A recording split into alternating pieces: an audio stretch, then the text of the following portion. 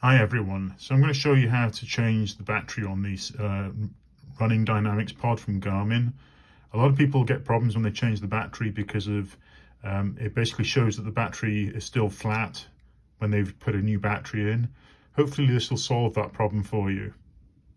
So what you see here is I have something metal, that's basically to short the battery out once I've taken the battery out, a new battery, and then a piece of peg wood to basically pull the battery out and not do any damage whilst I'm changing the battery.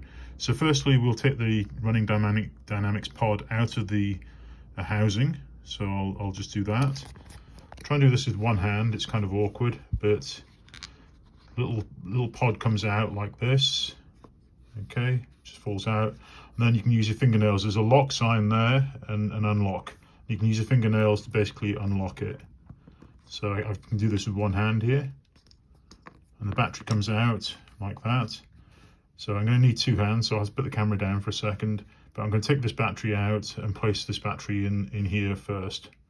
Okay, so I'll do that off camera. Okay, so now you can see I've got the new battery in the housing, and I've basically got the old battery sitting by the side here. So what's really important now is to make sure before you put the battery in that what we want to do is short these two terminals. This is the positive and the negative terminal which powers the device.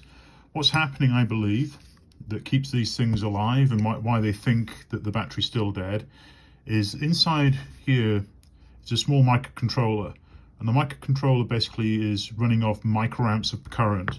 There's enough capacitance in there to keep it alive for a long time.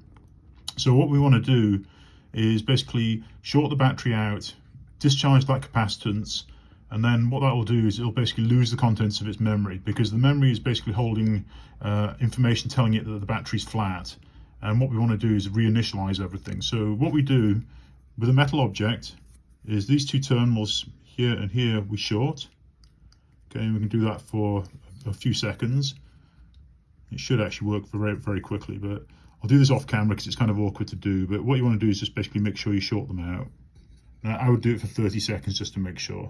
Okay, so now that I've shorted out the terminals, what I'm going to do is put the battery back in and basically close it all up, and we're done.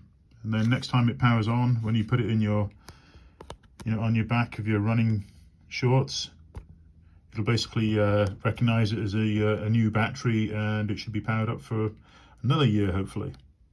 It's in the unlock position at the moment. You push it down and then turn it clockwise, and it'll go into the lock position. And there you go, that's the lock position. And then when you place it back in the housing, the green housing in this case, this guy, you want basically the little logo, the little guy picture. So this is the front of it now. You want that to be that way around, whereas Garmin's at the bottom. It's hard to see in this light, but the Garmin logo wants to be at the bottom, which is basically the bottom of the clip, so it's that way around.